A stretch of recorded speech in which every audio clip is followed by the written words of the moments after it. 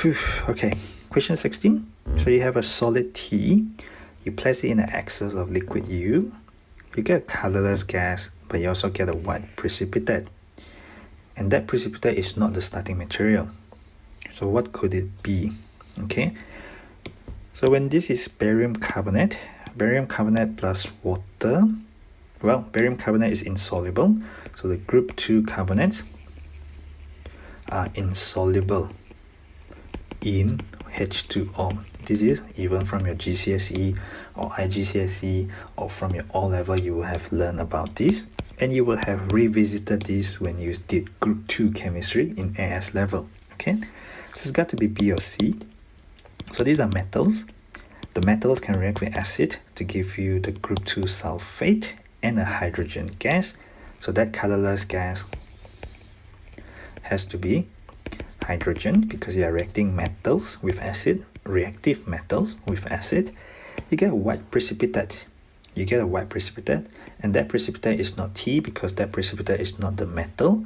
That precipitate is a sulfate, is a salt. Okay, that PPT is equal to group 2 sulfate.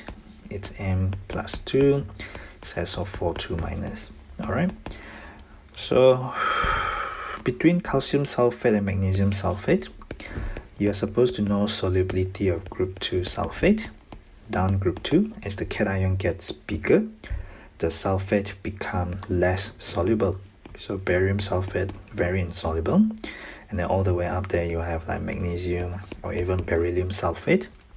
So where does calcium fit in? Calcium is below magnesium, so calcium sulfate is there. Therefore, if they say something about the white precipitate, I would imagine calcium sulfate is less soluble than magnesium sulfate. So I should be thinking about calcium instead of magnesium, because calcium sulfate is more insoluble than magnesium sulfate. Question 17. So this is about what happened in your catalytic converter. So you have your NO plus CO going to your N2, well, half of it, plus CO2. And you know your hydrocarbon, your unburned, CXHY, then you will burn them in excess oxygen to give you XCO2 plus H2O. So you know your NO or your NO2. Okay, your NO2 is nitrogen plus 4, your NO is nitrogen plus 2, N2 is much cleaner, so this is clean. Clean is what you want coming up from your car exhaust engine, so you want clean stuff to come up. That is nitrogen 0, that's just elemental nitrogen. And this is unburned hydrocarbon, and then when you lose the hydrogen, you gain oxygen. So we say that the hydrocarbon has undergone oxidation. The combustion itself basically is the oxygen has gone from oxygen 0 to oxygen minus 2. So the oxygen has been reduced because the hydrocarbon has been oxidized. Alright, because the hydrocarbon has been oxidized, it has lost the hydrogen on the carbon, and they have gained oxygen, and the oxygen has been reduced going from oxygen 0 to oxygen minus 2 to oxygen minus 2. These are nitrogen in positive oxidation state. They will have gone to cleaner nitrogen, which is nitrogen 0, so they will have been reduced.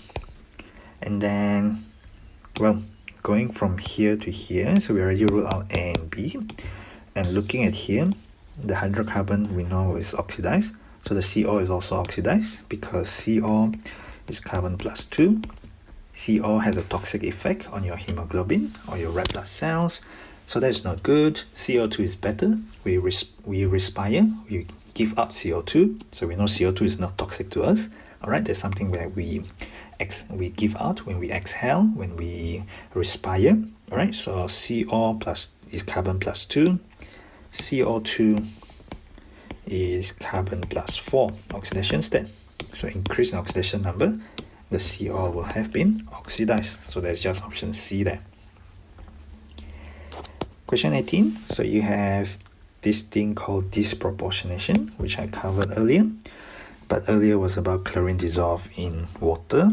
here you have chlorine reacted with sodium hydroxide, but this is cold and aqueous.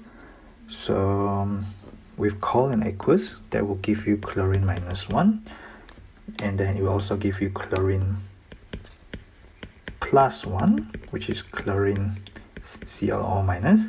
That's just Cl minus. In a separate experiment, you have excess of chlorine, you have hot aqueous condition of the sodium hydroxide.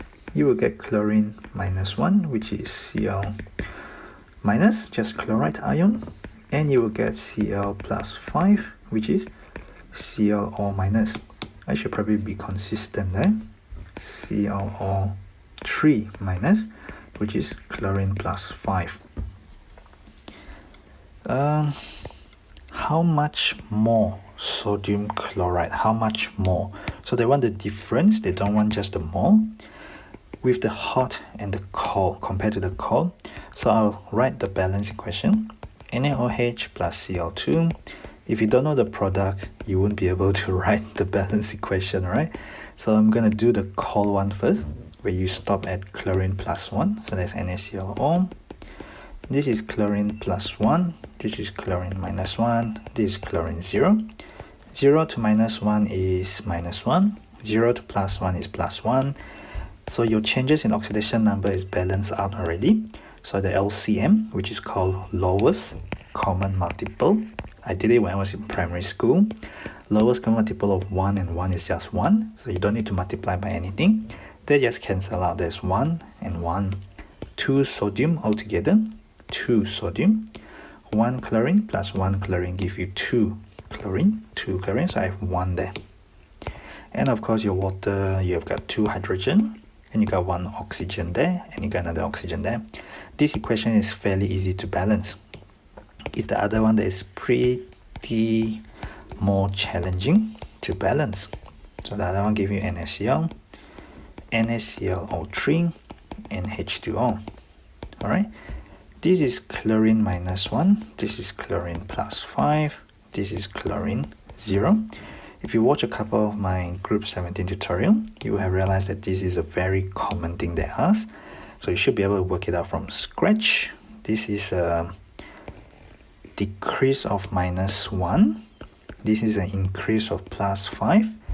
Now if you do your lowest common multiple of 1 and 5, the LCM of 1 and 5 is just 5. So this one just multiplied by 1. So I have 1 of it. But this one needs to be multiplied by 5 in order to get to 5. Alright? 5 times 1 is 5. 1 times 5 is 5. So I have 5 of these. Now I have 5 sodium and 1 sodium. I have 6 sodium. I have 5 chlorine and 1 chlorine. I have 6 chlorine, which means 6 chlorine atoms. So 6 chlorine there. 3 chlorine molecule. 6 hydrogen. So I need 3 H2O there. Now these two equations are balanced now. Alright. How many more sodium chloride will be produced by the reaction with hot NaOH with compared to cold NaOH? We also have a problem here because in each case here you have 60 cm cube of the sodium hydroxide. Alright, whereas here you also use 60 cm cube of the hydroxide. Be careful because we are talking about these are balanced equation. So this is just 2 mole of NaOH with 6 mole of NaOH. So we should be looking at exact reacting mole of the NaOH and therefore how much NaCl you will get. If I look at reaction 1, okay, so this is question 18. I'm really running out of space. The mole of NaCl is equal to the half the mole of NaOH. You could have done mole of NaCl over mole of NaOH will be 1/2. I've just simplified straight away so that to save a bit of time. So the mole of NaOH is 60 cm cube times 0.1 mole per dm cube. So 60 times 10 to the minus 3 to convert to dm cube. Then times 0.1 because there was the 0.1 mole per dm cube. So half times 60 times 10 to the minus 3 times 0.1. That gives me 0.003. mole, and then reaction 2, the mole of NaCl over the mole of NaOH. Here I'll show you, because it's probably easier if I show you. 6 mole of it give you 5 mole of it. So 5 mole of NaCl is produced from 6 mole of NaOH. And then we know the actual mole of NaOH that reacted. Remember, it was the exact same volume, exact same concentration. So the top bit is what you want, how much NaCl was produced. The bottom bit is the volume of the NaOH multiplied by the concentration of the NaOH. So the mole of the NaCl produced is going to be, you just bring up the denominator to the top bit. So you get 5 over 6 times 60 times 10 to the minus 3 times 0.1. And I get 0.005 mole. Very lengthy. I tell you, this paper has been very lengthy. Yeah? So this is the second reaction with the hot NaOH. How much more NaCl did you get? 0.005 minus 0.003 is going to give you 0.002. Okay, so that is just 0.005 minus 0.002. We got 0.005 from the second reaction. We got 0.003 from the first reaction. So we get an extra 0.002 mole. Okay. Number 19 is about melting point due to the differing strength of van der Waals between the halogen molecules. So we know that going down the halogen, melting point or boiling point, down group 17. So it's going to increase, because even when we look at boiling point, we know that CO2, Br2, I2 is a gas, liquid, and solid, and the room temperature and pressure respectively. So fluorine is above chlorine. Fluorine is also a gas. In terms of melting point, it's similar trend. So F2 is there and I2 is there. So I2 would have higher melting point than F2. That's because I2 has a greater total number of electrons as well as a larger surface area than F2 molecule. So this one has stronger van der Waals as a result of those two factors that I have just outlined to you. Alright, so it's just option C there. 20. Chlorofluorocarbons damage the ozone layer. You undergo a reaction called free radical substitution reaction. So the mechanism is just free radical mechanism. The first step is initiation. So that's in the presence of UV light. You do homolytic fission that is stated in the introductory organic chemistry.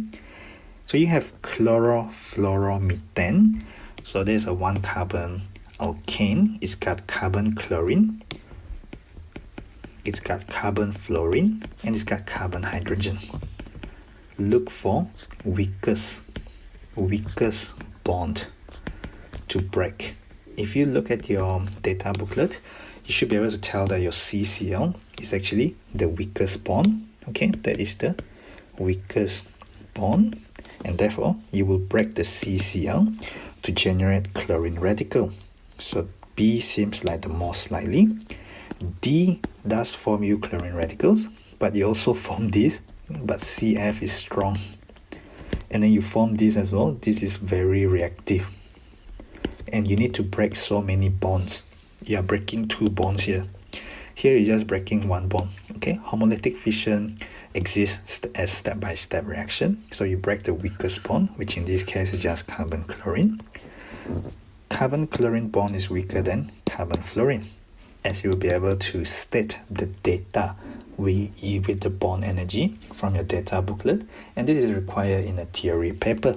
Okay, you don't break the CH bond because the CH bond is even stronger, alright, because the CH bond is even shorter than the carbon fluorine.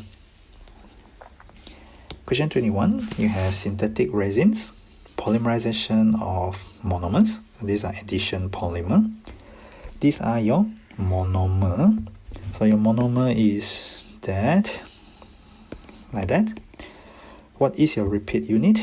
So if there's your A and B, that is your A and B. It's going to look like that. You won't have a double bond anymore, so C is out. You are adding across the carbon-carbon double bond, so you are adding here and here. Okay, so that's why you extend the chain at A and B. This is the side chain. That is considered the side chain. This is a side chain. So it doesn't do this thing, okay? Because here your side chain have been added. So that thing is invalid because of this thing. Only a side chain. Your side chain does not undergo your addition polymerization. Only your carbon-carbon double bond does that, alright? When you do your addition polymerization, it's only across that thing there, whereas here you have done something on the oxygen, and that is incorrect as well, for the same reason as D. So only realistically speaking, it's B, and of course you can draw out the display where you carbon, hydrogen, hydrogen, you lose the double bond, you extend on both sides, because now you break the one of the pi bond, and you form sigma, and you form sigma there. And you don't do anything on the side chain. The side chain just remain very happily as the side chain, and they get repeated because this is addition polymerization. Question 22. So they're asking which combination of compound can be obtained by cracking. You want to crack OC1 in. If you count the carbon properly, you have 1 carbon, you have 5 carbon, 5 plus 1 is 6, and then you have 7, and you have 8 carbon alkene.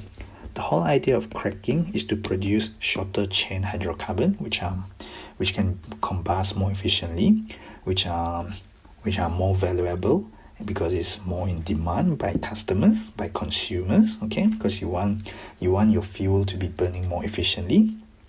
And of course, we are also looking at possibility of isomerization, because when you have an isomerized alkane, they can of course burn more efficiently compared to straight chain.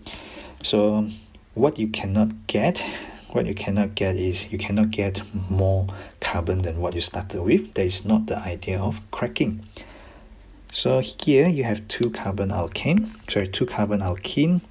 you have 3 carbon alkene here, you have 3 carbon alkane, you have 1, 2, 3, 4, you have 4 carbon alkene.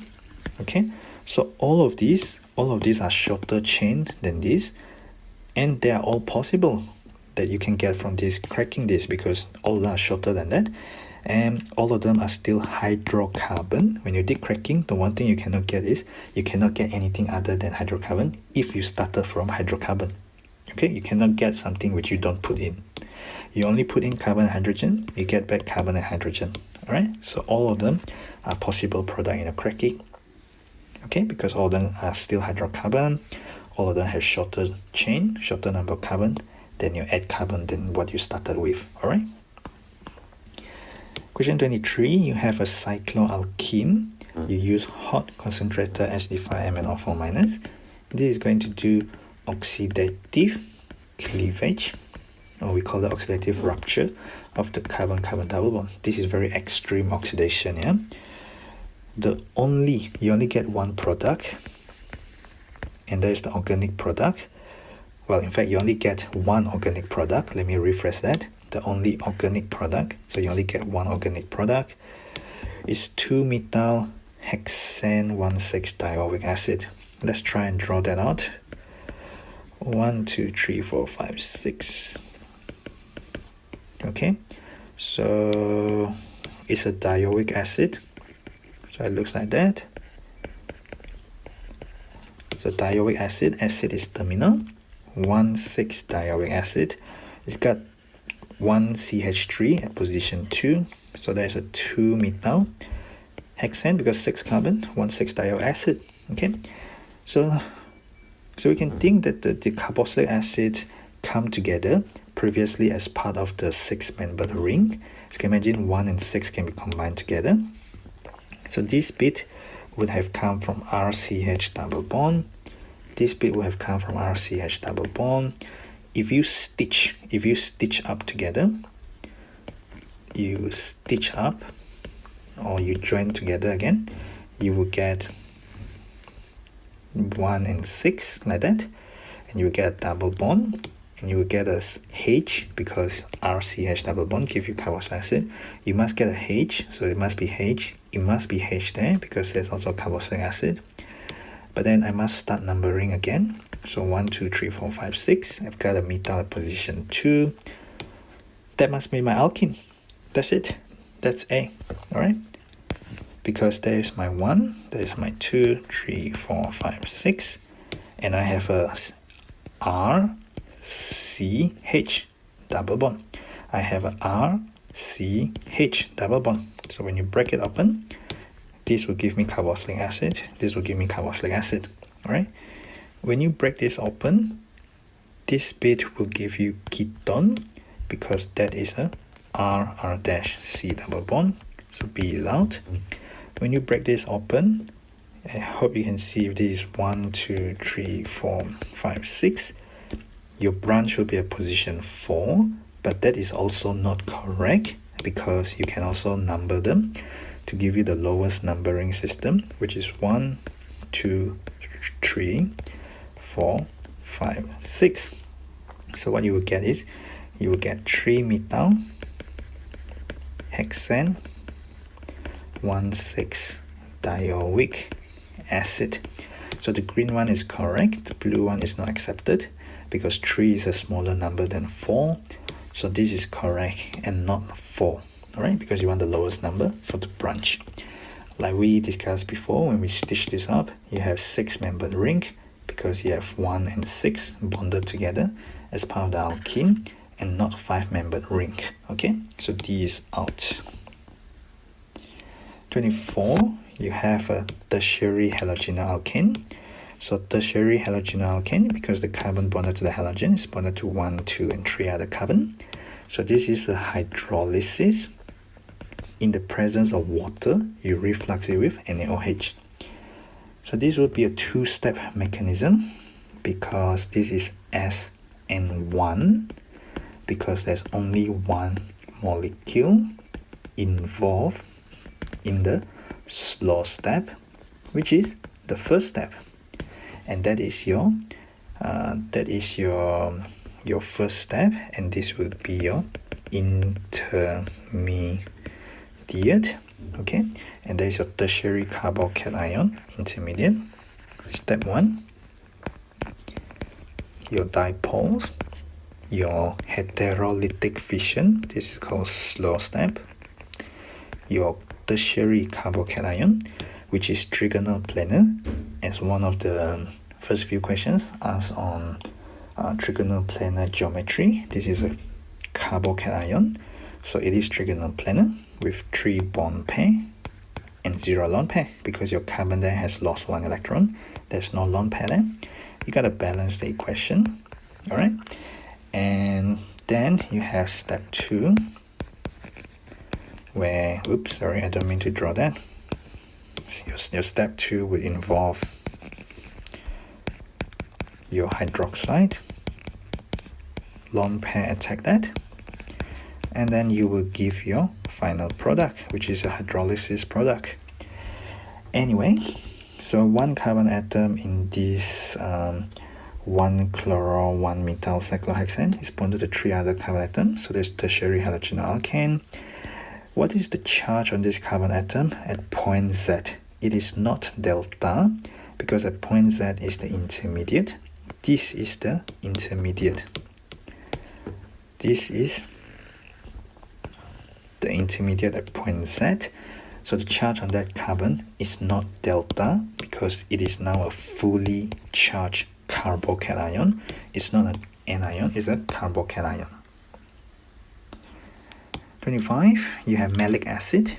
You found malic acid in apples. You want to react with only one of the OH. So this is a secondary alcohol because the carbon with the OH is bonded to 2 other carbon. This and this are carboxylic acid. When you have ethanoic acid, that will react with 2 times the carboxylic acid because that is just forming S. Ooh, hang on. Sorry, you are reacting carboxylic acid, so that will not react with the acid, that will react with the alcohol. So in fact, that is just react with the alcohol. That reaction is called condensation. And yeah, it will only react with one of the OH because it will not react with the CO2H. There you go, we got the answer. Sodium, all three will react because you have hydroxyl. We are not just looking at alcohol, we are looking at hydroxyls, which are not just alcohol. Carboxylic acid has hydroxyl group as well. Sodium hydrogen carbonate, only the 2-time carboxylic acid will react.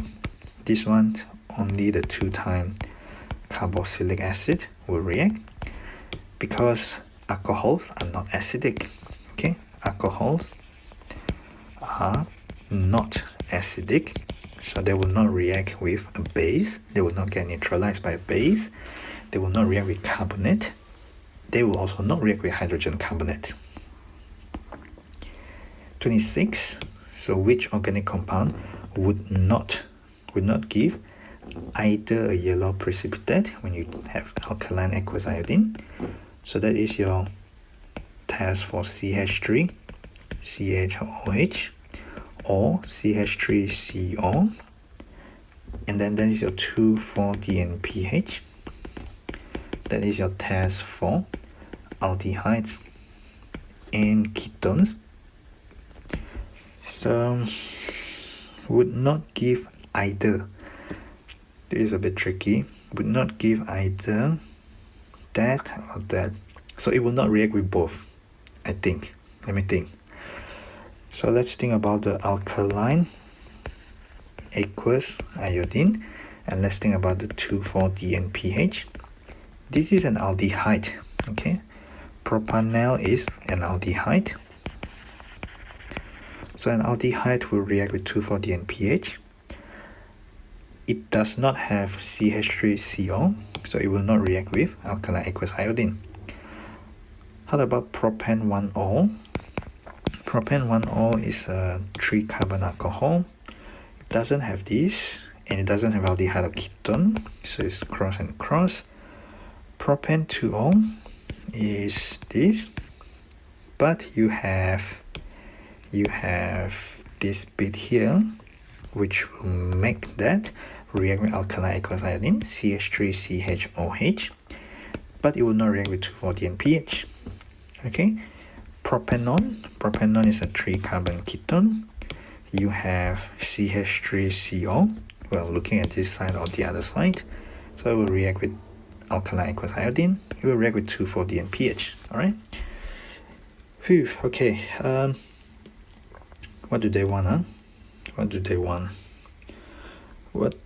want? Which organic compound would not give yellow precipitate? Would not give that or an orange PPT when you treat it? Well, it's got to be B then. It doesn't react with both. Okay? I think when they talk about these kind of questions, you got to read it very carefully. It will not do this or it will not do this. Okay? So that means it doesn't do both. It has got to be B. Alright? Question 27. You want the organic compound to be oxidized, okay? You want the organic compound to be oxidized. So Tollens reagent oxidizes aldehyde. Its surface reduce. Tollens is AgNH3 twice plus NCl minus, so that is colorless. And then you will form silver 0, which is just silver mirror. Well, actually, that is your silver mirror. So you have silver 0. So there is an equation which is not balanced. Yeah.